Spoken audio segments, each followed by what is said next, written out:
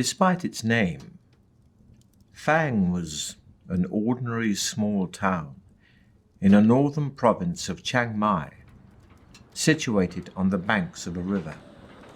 It made a convenient stopover for river traders and passengers throughout most of the year. A few barges, rafts, and sometimes even a large sailboat could usually be found moored at Fang. But all that was long ago, before the creation of the Trial of Champions. Now, once a year, the river is crammed with boats as people arrive from hundreds of miles around, hoping to witness the breaking of an ancient tradition and see a victor in the Trial of Champions.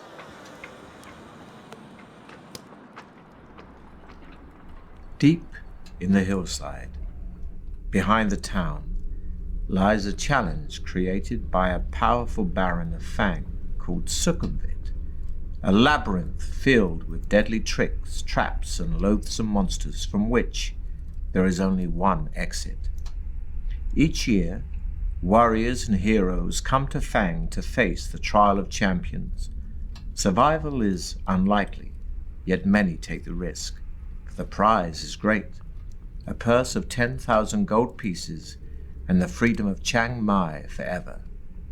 This year, you will attempt what has become known as the walk, attracted to it for the simple fact that nobody has ever yet emerged victorious. In the morning, you see Baron Sukumvit himself, with 5 others standing proudly in line, the violet scarves displayed for all to see.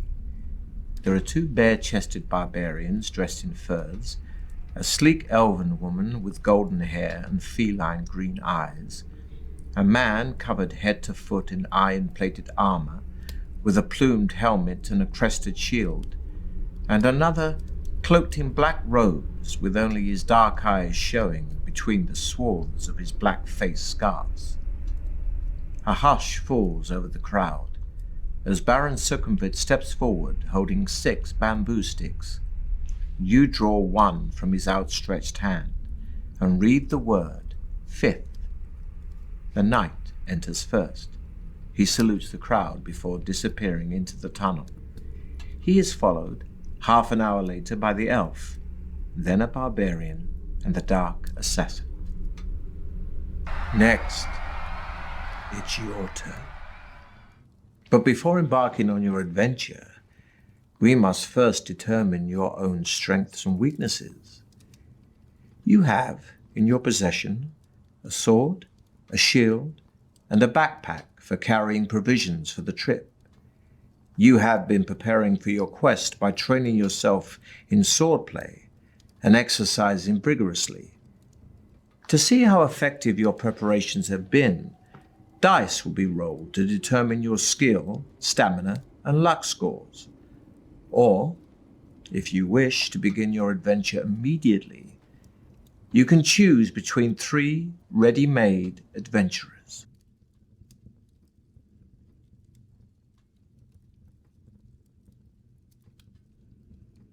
You can choose to be Alaric Ironwood, whose approach in battle is simple and direct.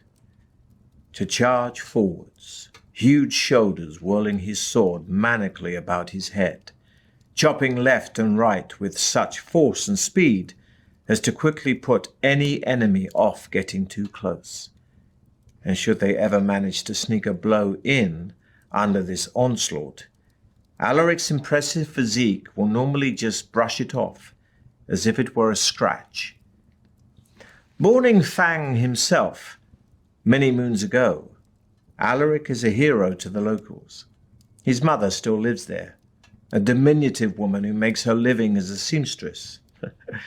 And quite how she produced such a gigantic warrior no one quite knows. But the popular theory is that somewhere down his ancestral line, giant blood runs in his veins. Alaric's initial skill is 8. His initial stamina is 23, and his initial luck is 7. Alaric also carries a potion of strength, that gives 2 opportunities to restore his stamina points to their initial amount.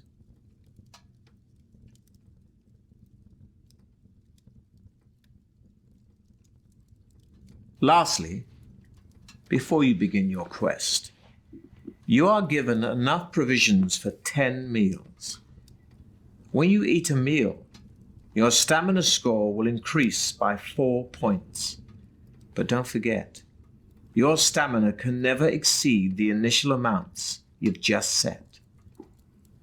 You have a long way to go, so use your provisions wisely.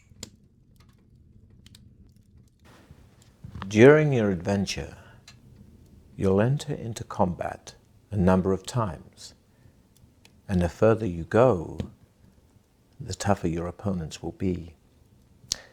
Combat takes place over several rounds, and your attack strength is based on yours and your enemy's skill scores. For each round of battle, we'll roll 2 dice for you and 2 for your opponent, adding the results to your skill scores. These are your respective attack strengths. Whoever's attack strength is the highest wins that round of combat. If you both had the same attack strength in a round, then it will be a tie. In some battles, you can take an opportunity to escape. But beware. If you do run away, your opponent will automatically score 1 hit on you as you flee, costing you 2 stamina points. So be sure you have enough. Such is the price of cowardice. You are playing using the new battle system, where the battle takes place over 3 rounds. Your sheer battle-hardened nature will mean you'll always win the battle after the 3 rounds, but every round you lose will cost you 2 stamina points. So be careful. Losing all your stamina will still be fatal. At the start of each round, you'll have a short time to decide to fight or to build up your stamina by eating your provisions or taking a potion, if you have one.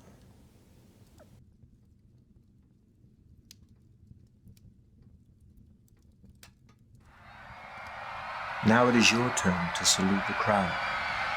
Holding your violet scarf aloft, you take one final deep breath of cool, fresh air before turning to pass between the stone-pillared gateway into Sukumvit's corridors of power to face unknown perils on the walk through the mighty Baron's Deathtrap Dungeon.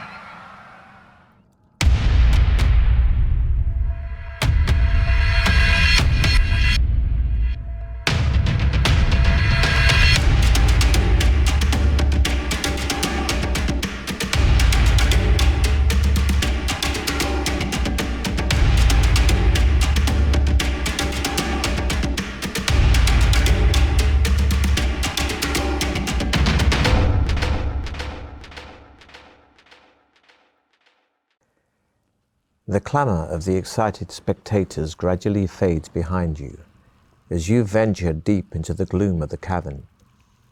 Large crystals hang from the tunnel roof at 20-metre intervals, radiating just enough soft light for you to see your way. As your eyes gradually become accustomed to the near darkness, you begin to see movement all around. Spiders and beetles crawling up and down the chiseled walls disappear quickly into cracks and crevices as they sense your approach. Rats and mice scurry along the floor ahead of you. Droplets of water drip into small pools with an eerie plopping sound which echoes down the tunnel. The air is cold, moist, and dank. After walking slowly along the tunnel for about 5 minutes, you arrive at a stone table standing against the wall to your left. On it, there are 6 boxes, one of which has your name painted on its lid. The lid of the box lifts off easily, and inside you find 2 gold pieces and a note written on a small piece of parchment addressed to you. After placing the gold in your pocket, you read the message, which says, "Well done. At least you had the sense to stop and take advantage of the token aid given to you. Now I can advise you that you will need to find and use several items if you hope to pass triumphantly through my Deathtrap Dungeon." Signed, Sukumvit. Memorizing the advice on the note, you tear it into tiny pieces and continue north along the tunnel, where you come to a junction. A white arrow painted on one wall points west. On the floor, you can see wet footprints made by those who entered before you.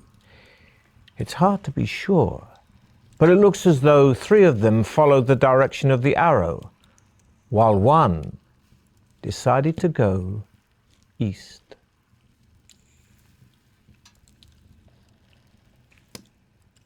Ahead, you can see a large obstruction on the tunnel floor. Although it is too dark to make out exactly what it is, the wet eastbound footprints you have been following carry on towards the obstruction.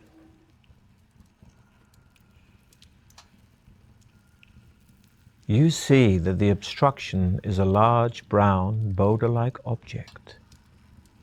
You touch it with your hand and are surprised to find that it is soft and spongy.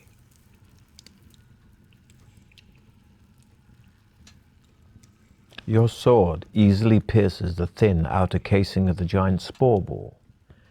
A thick brown cloud of spores bursts out of the ball and envelops you. Some of the spores stick to your skin and start to itch terribly. You lose 2 stamina points as great lumps come up on your face and arms, and your skin feels as if it is on fire. Frantically scratching your itching lumps, you step over the now deflated spore ball. Pressing on east, you turn left, which heads north for as far as you can see. The footprints you are following start to peter out as the tunnel becomes gradually drier. Soon you are beyond the dripping roof and the pools on the floor. You notice the air becoming hotter, and you find yourself panting even though you are walking quite slowly. In a small recess on the left-hand wall, you see a section of bamboo standing on its end. Lifting it down, you see it is filled with a clear liquid. Your throat is painfully dry, and you feel a little dizzy from the heat in the tunnel. The water in the bamboo pipe is welcomely refreshing and adds 1 stamina point. It also contains a magical solution which will enable you to be exposed to melting point temperatures without harm. Discarding the bamboo, you start off north again, in good spirits. You find yourself dripping with sweat as the temperature continues to rise. As you struggle on, the heat intensifies until it becomes so unbearable that you feel yourself begin to pass out. Although the temperature in the tunnel is higher than you could normally tolerate, the liquid from the bamboo pipe keeps you alive, and mercifully, after a few moments, the temperature drops rapidly and soon feels almost cool again. On the left-hand side of the tunnel is a closed door. It has a small iron plate in it, which looks like it might slide open.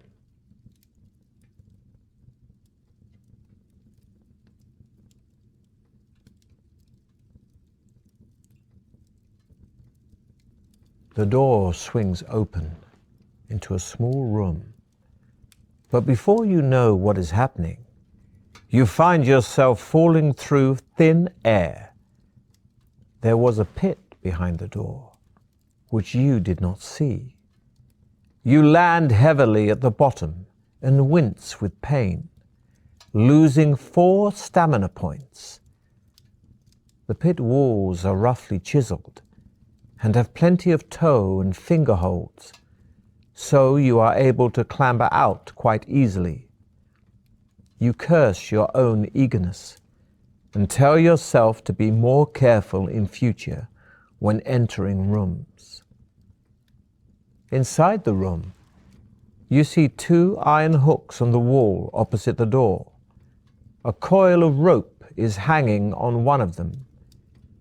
You put it in your backpack, jump back over the pit to leave the room, and head north. Ahead, you see that the tunnel turns sharply to the left.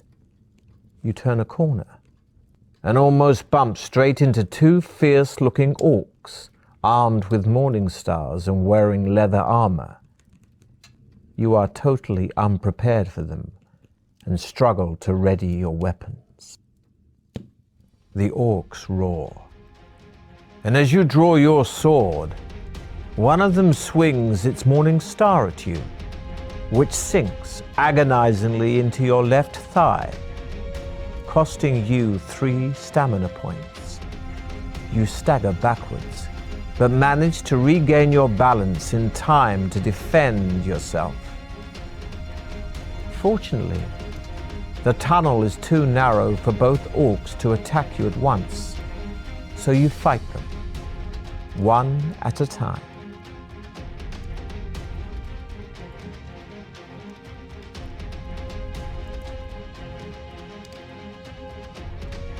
You parry, but your enemy is strong, and you crack your head on the floor as it knocks you to the ground. You quickly eat some provisions, increasing your stamina by 4 points.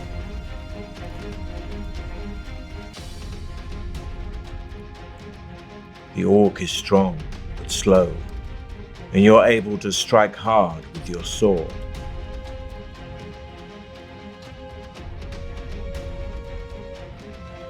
Your shield protects you from the orc's frenzied attack, while you're able to hack at its leg. The first orc slumps lifeless to the floor, so you turn your attention to the other.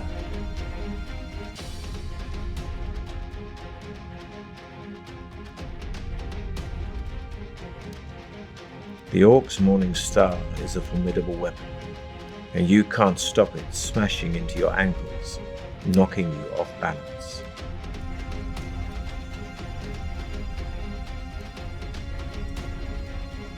The orc runs at you, smashing you painfully into the wall. You quickly eat some provisions, increasing your stamina by 4 points.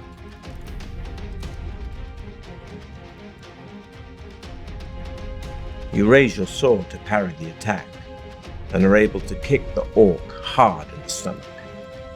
Inside one of the orc's pockets, you find 1 gold piece and a hollow wooden tube. You put your findings in your backpack and set off west. As you walk along, droplets of water again start falling from the tunnel's ceiling. Heading west, you see wet footprints made by the same boots that you followed earlier. They lead to a closed iron door in the right-hand wall of the tunnel, but do not seem to go any further.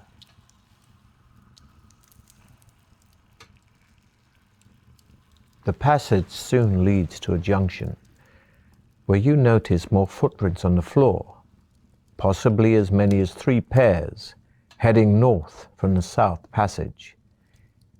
You decide to follow them to where the passage opens out into a wide cavern, which is darker but much drier. Ahead, you see the footprints gradually fade, then disappear. There is a large idol in the center of the cavern that must be 6 meters high. In its head are jeweled eyes, each as big as your fist. On either side of the idol stand 2 giant stuffed, bird-like creatures.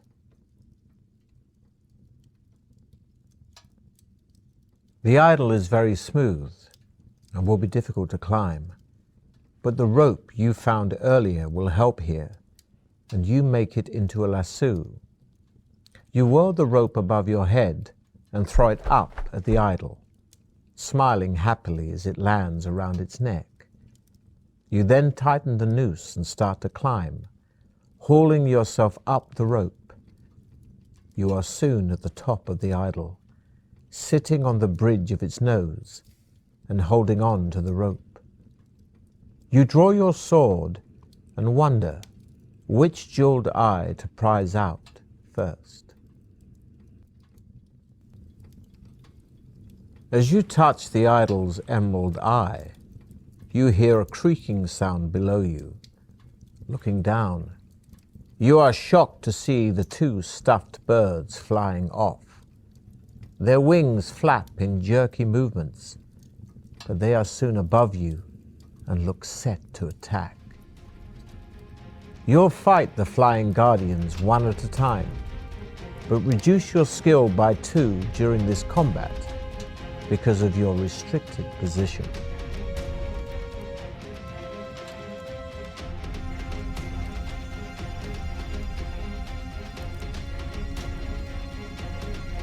Clawing at your leg with its talons, the guardian rips away a chunk of your stamina.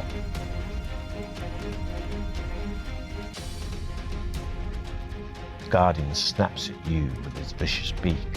You parry, but the tip of the creature's beak sinks deep into your arm.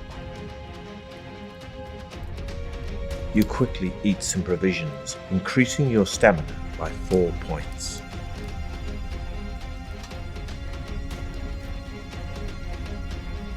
The beating wing of the guardian smashes into the side of your head, leaving you seeing stars and sapping your stamina. The crumpled form of the first flying guardian falls crashing to the floor, so you ready yourself to take on the second.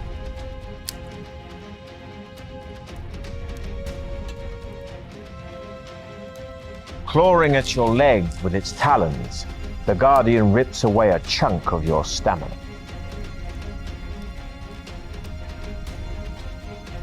The guardian snaps at you with its vicious beak, but you're able to smash the hilt of your sword into its outstretched neck.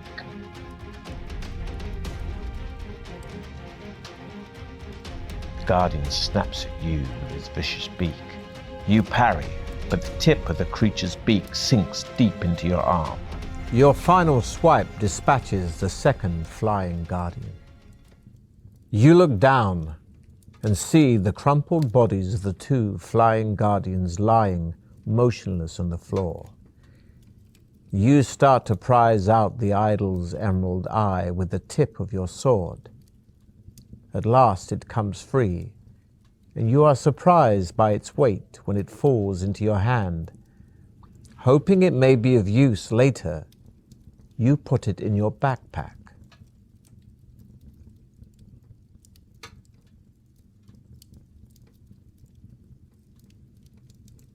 Back on solid ground once again on the cavern floor, you try to shake the rope off the idol's neck. This will be a test of your luck. Remember, 2 dice are rolled. Equal to or less than your current luck score, you'll have been lucky. Higher than your current luck score, you have been unlucky. Despite all your efforts, you cannot get the lasso off the idol's neck. Finally, you give up and abandon it to whoever may come after you. There is nothing else of interest in the cavern, so you walk over to the northern wall and enter the tunnel. Not much farther down the tunnel, you come to a closed door on your left. Putting your ear to the door, you listen intently but hear nothing.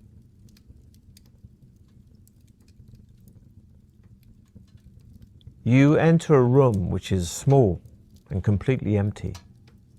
As soon as you are inside, the door slams shut behind you.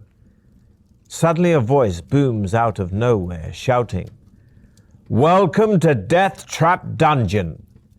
the ingenious killer labyrinth of my master. Adventurer, I trust you will pay your respects to my master by shouting out his name.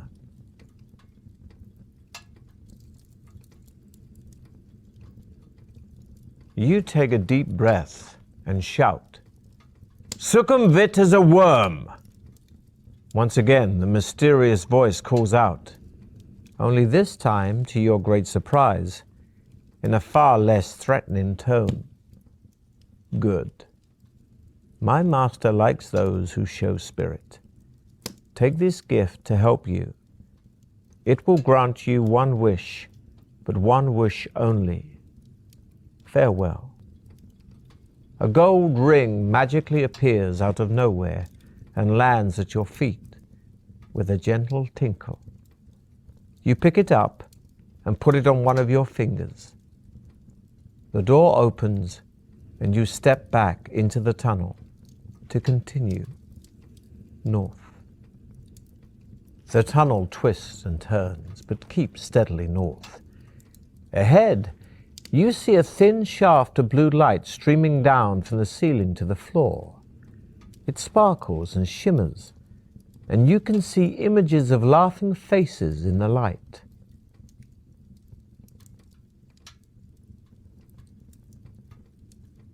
You come to an arched doorway set in the right-hand wall of the tunnel. The heavy stone door is closed, but there is an iron latch and a round handle.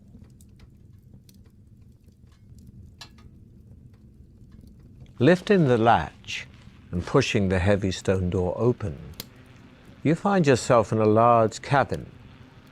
The light is dim and murky, but as your eyes begin to adjust, you see that the walls are covered in green algae and running with moisture.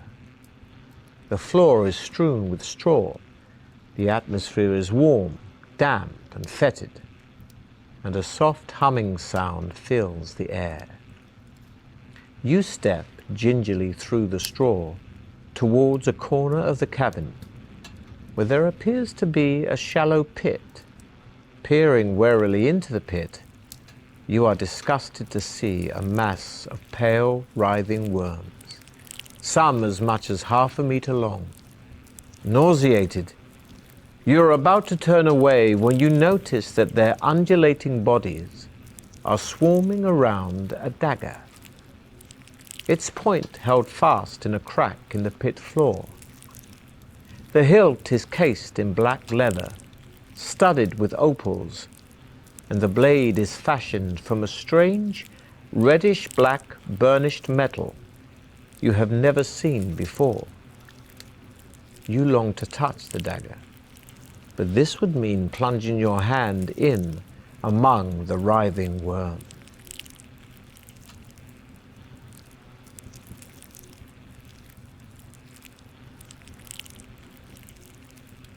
Taking a deep breath, you lean over the pit and plunge your forearm into the mass of wriggling worms. They are cold and clammy and feel extremely nasty, but at least they are harmless, and you are able to seize the dagger by the hilt. You give it a hard tug and it comes away from the crack in which the tip was embedded. Admiring its beauty and wondering whether it might once have belonged to some luckless contestant, you put the opal-studded dagger firmly in your belt and leave the cavern. As you make your way back to the doorway, the buzzing sound increases in intensity, and you look around desperately to discover where it's coming from.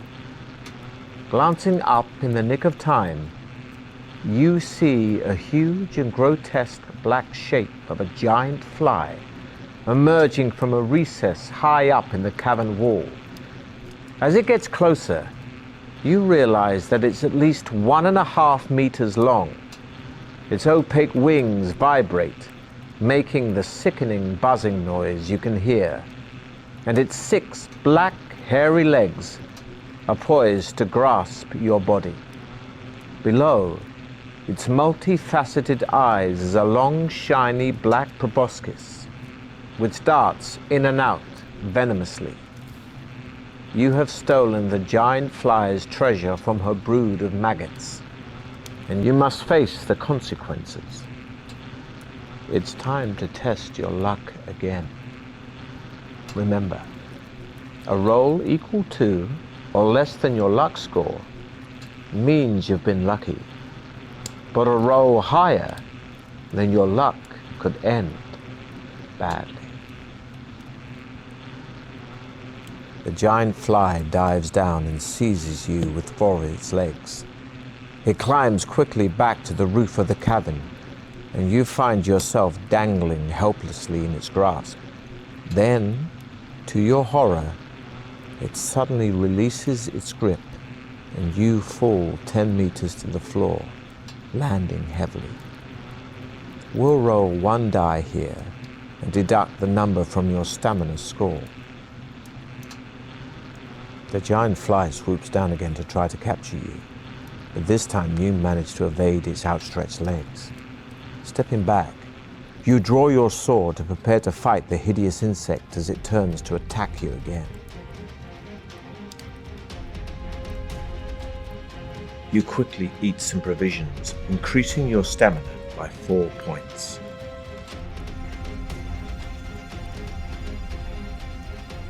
Flying just out of reach, the fly sprays its acidic saliva into your face. It burns your eyes and you scramble to wipe it off.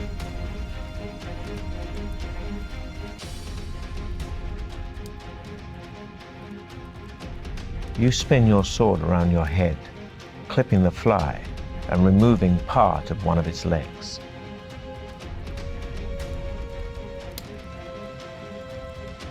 You hurl yourself at your enemy, fist flailing, and land a stunning blow. Pleased with your victory, you wipe the vile yellow slime from the blade of your sword and walk quickly to the door, back to the tunnel, and head north. The tunnel ends shortly at a junction. Looking left and right, you see a narrow passage disappearing into the dim distance.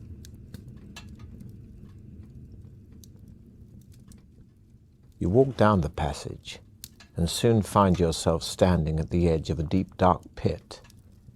The passage continues east on the other side of the pit. You think you could probably jump over the pit, but you are not sure. There is a rope hanging down from the ceiling over the center of the pit.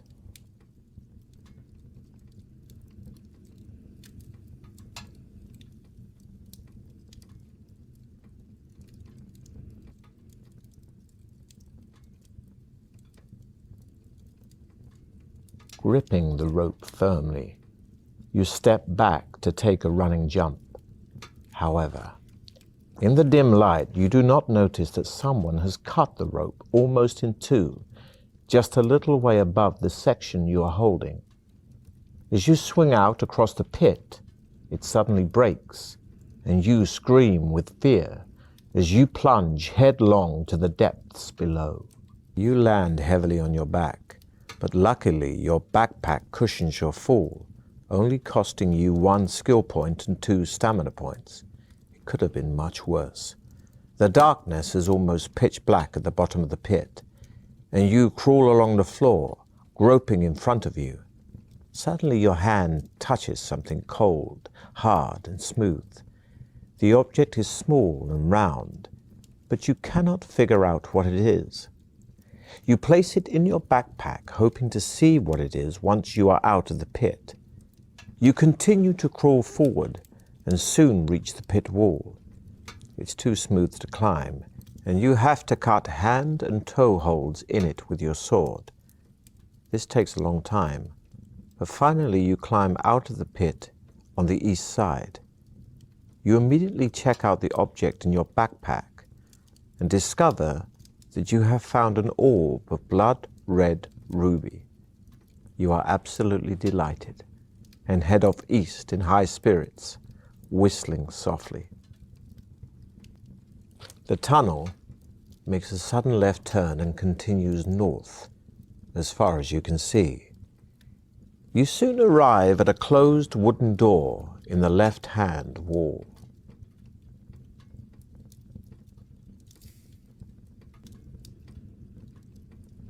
The door opens into a large candlelit room filled with incredibly lifelike statues of knights and warriors. A white-haired old man dressed in tattered rags jumps out from behind one of the statues and starts to giggle. Though he looks like a fool, the sparkle in his eyes makes you think there is more to him. In a high-pitched voice, he says, "Oh, good! Another stone for my garden. I'm glad you have come to join your friends. Now, I'm a fair man, so I'll ask you a question. If you answer correctly, I'll let you go free. But if your answer is wrong, I'll turn you to stone." He starts to chuckle again, obviously pleased with your arrival.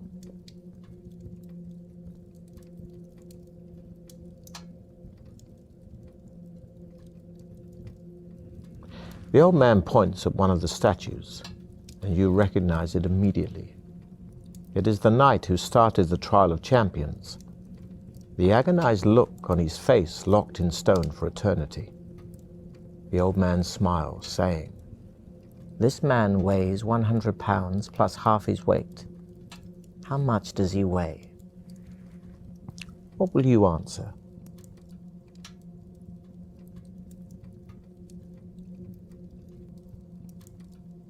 Still smiling, the old man looks at you and says, "Well done, stranger. You have answered correctly. I wish you good fortune during the rest of the trial of champions.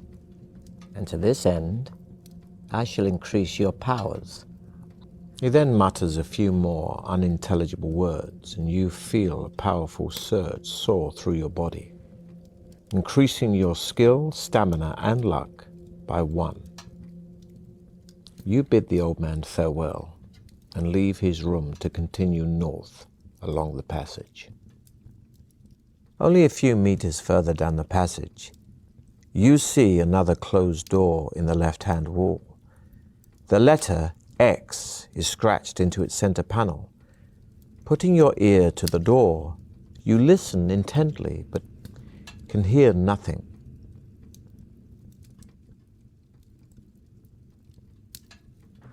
The door opens into a large room. Looking around, you see an alcove in the west wall.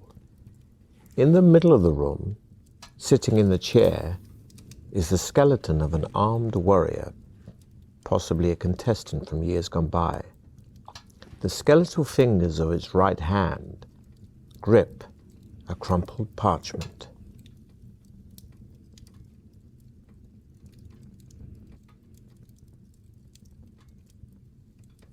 Touching the parchment has precisely the effect you had feared. The skeleton lurches forward and, rising from its chair in a series of jerky movements, raises its sword to strike you.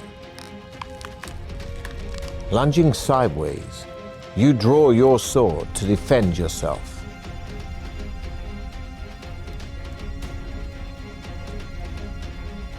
The skeleton is strong, but slow. You swing your sword, which smashes into its leg. You quickly eat some provisions, increasing your stamina by 4 points.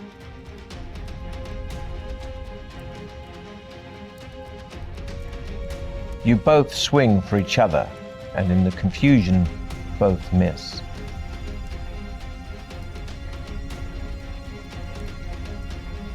You raise your sword to parry the skeleton's attack, but it knocks your sword aside and lands a painful blow. Once again you reach for the parchment, only this time lying amidst a pile of broken bones. Unfolding it, you see a map of a room with a drawing of a hideous creature inside it. Beneath the monster is a rhyme, which reads, "Should you meet the manticore, of its tail beware. Shield yourself against the spikes flying through the air." You fold up the piece of parchment and put it in your backpack, repeating the rhyme over and over to yourself. You walk across to the alcove. At the back of the alcove are some steps leading down into a cellar. Cobwebs brush your face as you descend. The cellar ceiling is quite low, and the floor is strewn with debris. In the middle of the wall opposite you is an archway, which leads into another crystal-lit tunnel. There are large mushrooms growing on the debris to your right.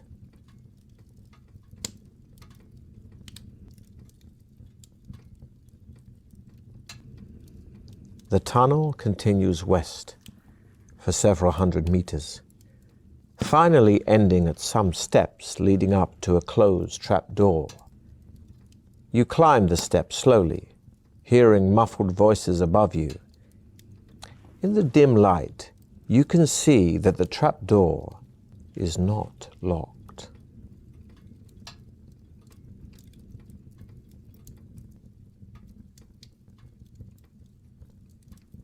You throw the trapdoor open and run up the steps into a bright, lantern-lit room. 2 goblins are sharpening their short swords on a stone set in the middle of the floor. You catch them momentarily off guard, but they quickly recover and both rush forward to attack you. A point of note here, adventurer. Because of the shape of the room, both goblins will have a separate attack on you in each attack round. However, here your attack will only be effective on one of the goblins. Against the other, you must still use your attack strength in a normal way. But even if your attack would have been effective, you will not wound it. It will just count this as though you have defended yourself. However, if its attack strength is greater, it will have wounded you in the normal way.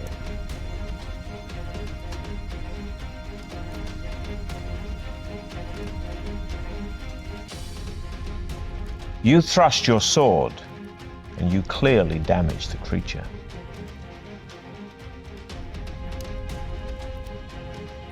You lunge at the creature's stomach with your sword drawn, but the creature whips around, parrying your blow.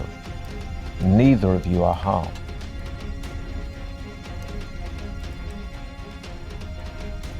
Your enemy is strong, but slow, and screams in pain as your sword sinks into his leg.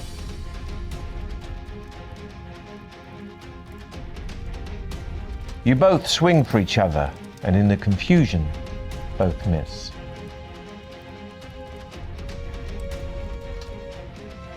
You hurl yourself at your enemy, fists flailing, and land a stunning blow.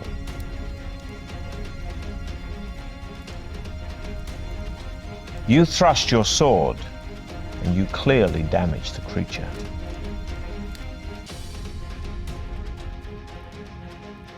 Your enemy is strong, but slow, and screams in pain as your sword sinks into his leg.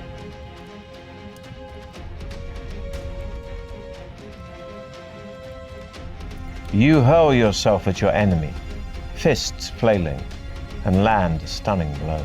Triumphant in one of your toughest battles to date, you see that the only furniture in the goblin's room is a table, 2 chairs, and a cupboard on the wall. There are 2 closed doors, one in the west wall and the other in the north wall.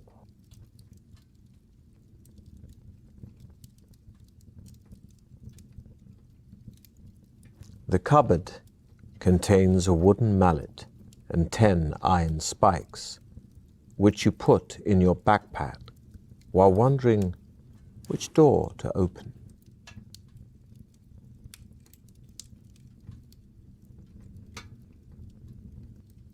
The door opens into another tunnel, which rises gently into the distance.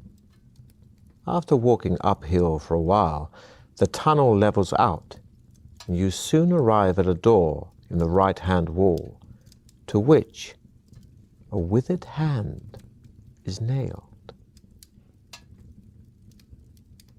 You enter a room in which a man in tattered clothing is standing chained to the wall by his left arm. And you see that his right hand is missing and realize that this must be the one nailed to the door. Pleading for mercy, he cowers back from you as far as his chains will allow.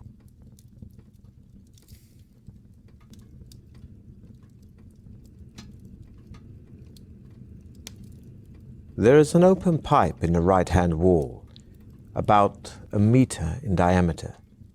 It is too dark to see far down it. You shout into it and hear your voice echoing down the iron pipe until eventually the sound fades away.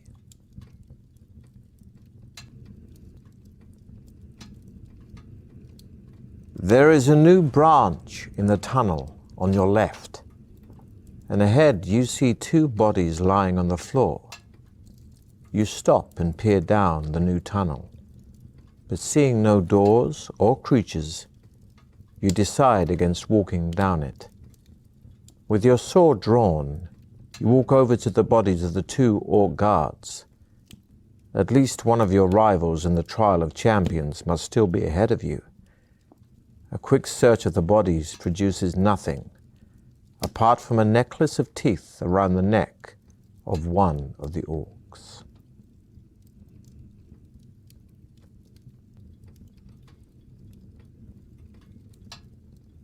The necklace is an amulet of strength which adds 1 skill point and 1 stamina point.